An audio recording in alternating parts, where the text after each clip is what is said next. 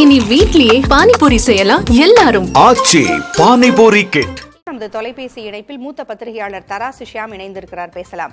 வணக்கம் சார். ராமதாஸ் அன்புமணி சந்திப்பு நடைபெற்று வருகிறது. இதன் மூலமாக பாமகவுக்குள் நடந்து வந்த அந்த அதிகார மோதல் முடிவிற்கு வருகிறது என்று எதிர்பார்க்கலாமா?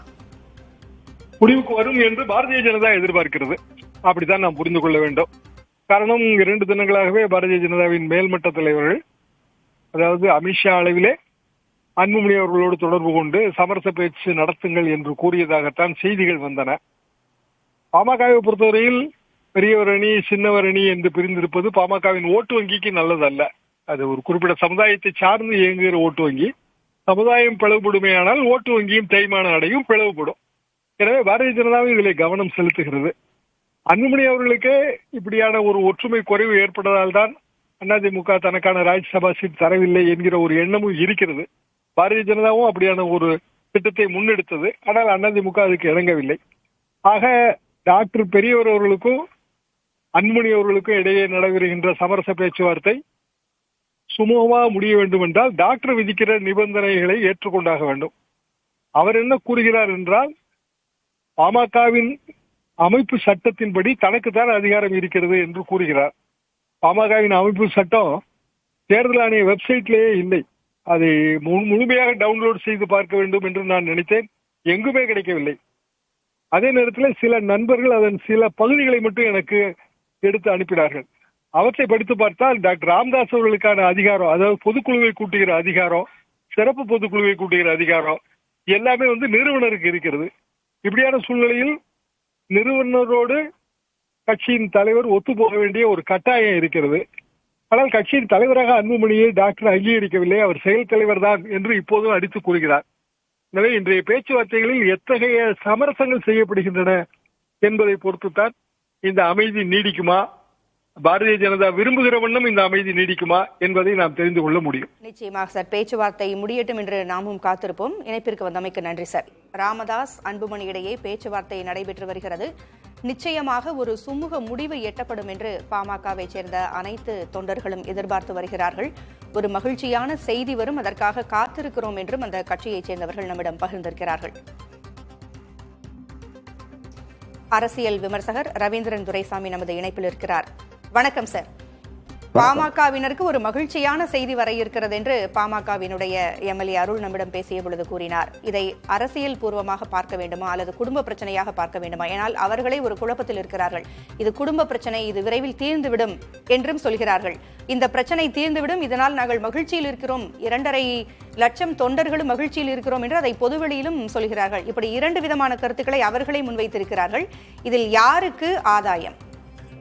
இது அரசியல் ரீதியாகவும் இதை பார்க்கணும். அரசியல் ரீதியா இதை பார்க்கணும்னா முதல்ல டாக்டர் ராமதாஸ் இதை என்ன சொல்றாருன்னா, நாம தனித்து போட்டியிட்டு 4 சீட்டு ஜெயித்தோம், கூட்டணி வச்சு என்ன சாதிச்சுட்டோங்கிறத சொல்றாரு. காரணம், அதிமுக கூட்டணி என்பது கடந்த கால வரலாற்றை பார்க்கும்போது 2009ஆம் ஆண்டு அனைத்து தொகுதிகளிலும் அதிமுக கூட்டணியில் பாமக தோல்வி அடைந்தது.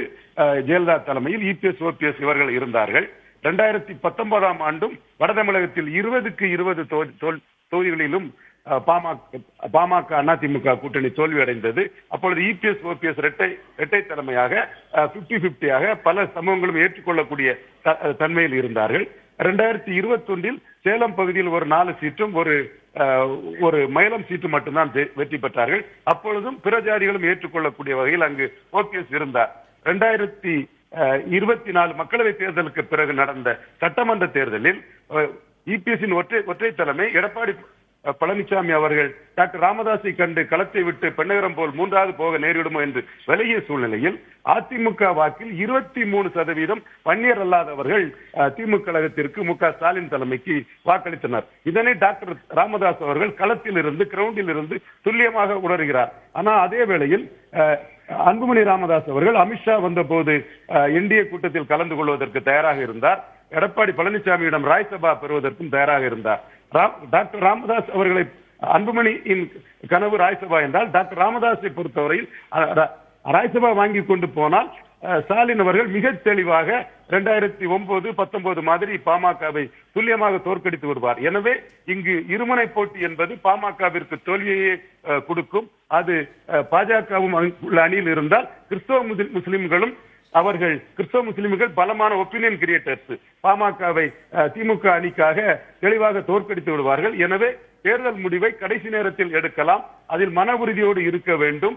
எடப்பாடி பழனிசாமியை பலப்படுத்தி நாம் தோற்று போய்விடக் கூடாது என்று டாக்டர் ராமதாஸ் தெளிவாக இருந்தார். அந்த விஷயத்தில் அன்புமணி ராஜ்யசபாவுக்காக இந்திய கூட்டணியில் சேர இருந்ததுதான் அன்புமணிக்கும் டாக்டர் ராமதாசுக்கும் உள்ள பிரச்சனை.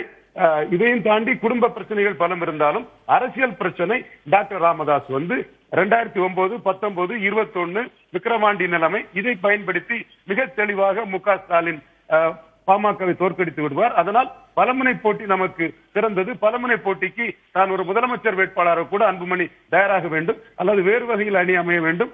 கடைசி வரை பொறுத்திருக்க வேண்டும். அவசரப்பட்டு நமக்கு லாபம் இல்லாமல் எடப்பாடி பழனிசாமியிடம் சேர வேண்டாம் என்பது டாக்டர் ராமதாஸின் கருத்து. இன்னைக்கு அந்த கூட்டணி விவகாரத்தில் டாக்டர் ராமதாஸ் கருத்து வெற்றி பெற்றிருக்கிறது. டாக்டர் ராமதாஸ் இந்த பிளவு இல்லாவிட்டால் அன்புமணி பாஜக என்டிஏ கூட்டத்தில் சேர்ந்திருப்பார். ராஜ்யசபாவுக்காக எடப்பாடி பழனிசாமியுடன் கையெழுத்திட்டிருப்பார். டாக்டர் ராமதாஸை பொறுத்தவரை சரியான வீகம் எடுத்து சில சட்டமன்ற தொகுதிகளில் பெற்று அங்கீகாரத்தை பெற வேண்டும், கட்சியை பலப்படுத்த வேண்டும் என்று கருதுகிறார். இப்பொழுது ராமதாஸின் வீகம் சரிதான் என அன்புமணி ராமதாஸ் அவர்கள் டாக்டர் ராமதாஸை பார்த்திருக்கிறார் என்றுதான் நான் கருதுகிறேன். இன்று நடக்கின்ற இந்த சமரச பேச்சுவார்த்தையின் பின்னணியில் கூட பாஜக இருக்கிறது என்று சொல்லப்படுகிறதே. பாஜக இருக்கிறது என்று சொல்லத்தான் செய்வாங்க. பாஜக அணி அவங்களுக்கு தோல்வி. ஏற்கனவே பறையர் சமூகம் எதிராக இருக்கிறாங்க. உடையார், நாயுடு, ரெட்டியார், பிள்ளை போன்ற இடைநிலை ஜாதிகள், பிசி கம்யூனிட்டிகள் பாமகவுக்கு ஆதரவான நிலைமையில் இல்லை. மு.க. ஸ்டாலின் அவர்களும் ப்ரோ வன்னியர் பொலிட்டிக்ஸை பணிமறுத்தப்பட்ட ராஜேந்திரன் போன்றவர்களை அமைச்சராக்கி, இவர் துரைமுருகன் போன்றவர்களை பொதுச் செயலாளராக்கி நடத்துகிறார். இது அவர்களுக்கு தொடர் தோல்வியை கொடுத்திருக்கிறது. கண்ணெதிர தோல்வி என்பது டாக்டர் ராமதாஸ் கண்களுக்கு தெரிகிறது. இது பாஜக இருந்தால் அது கிறிஸ்துவ முஸ்லிம் வாக்குகள் எதிராக போய்விடும் என்பதற்காக தான் ஜெய் ஸ்ரீராம், ஜெய் ஸ்ரீராம் என்று கத்திக் கொண்டு வந்தார்கள் என்பதையெல்லாம் டாக்டர் ராமதாஸ் கூறுகிறார். எனவே டாக்டர் ராமதாஸ் தோல்வி வளையத்திலிருந்து, தொடர் தோல்வி வளையத்திலிருந்து கட்சியை எப்படி காப்பாற்றுவது என்று பார்க்கிறார். அன்புமணி ராமதாஸ் ஒரு ராஜ்யசபா போதும் என்று நகர்கிறார். இதுதான் அங்கு நடக்கும் உண்மை நிலைமை என்று நான் கருதுகிறேன். இந்த சமரச பேச்சு என்பது கூட 2026 சட்டமன்ற தேர்தலை நோக்கித்தான் இருக்கிறது. அப்ப தந்தை மகன் இருவரும் என்னென்ன கோரிக்கைகளை அல்லது நிபந்தனைகளை மாற்றி மாற்றி வைத்துக் கொள்ள வாய்ப்பு இருக்கிறது?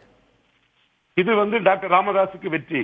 டாக்டர் ராமதாஸ் தான் ஓட்டர்ஸ் டாக்டர் ராமதாஸ் கூட தான் நிற்பாங்க, கேடஸ் டாக்டர் ராமதாஸ் கூட நிற்பாங்கிறது தெளிவாக தெரியுது. டாக்டர் ராமதாஸ் இல்லாமல் அன்புமணி களத்திற்கு போனால் களத்தில் அன்புமணி அவமானப்பட நேரிடும் என்பதும் அன்புமணிக்கு மிக தெளிவாக தெரியும். அந்த மாநாட்டிலே அன்புமணி பேசும்போது எந்த கைத்தட்டலும் இல்லை. அவரே நானே வெறுமையில் ஒருவனாக வானத்தை நோக்கி பேசிக் கொண்டிருந்தால் என்ன நிலை ஆகும் என்று கூறி கடைசியில் மாவீரன் மறைந்த குருவை பற்றி பேசிதான் கைத்தட்டல் பெற்றார். எனவே தொண்டர்களும் வாக்காளர்களும் டாக்டர் ராமதாஸ் பக்கம் இருக்கிறார் என்பதை உணர்ந்து அன்புமணி இறங்கி வந்திருக்கிறார்.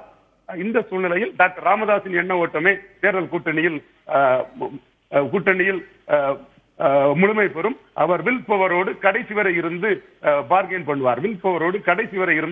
பண்ணுவார்.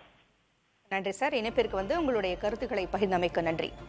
இனி வீட்லயே பானிபூரி செய்யலாம் எல்லாரும். ஆச்சி பானிபூரி கிட்.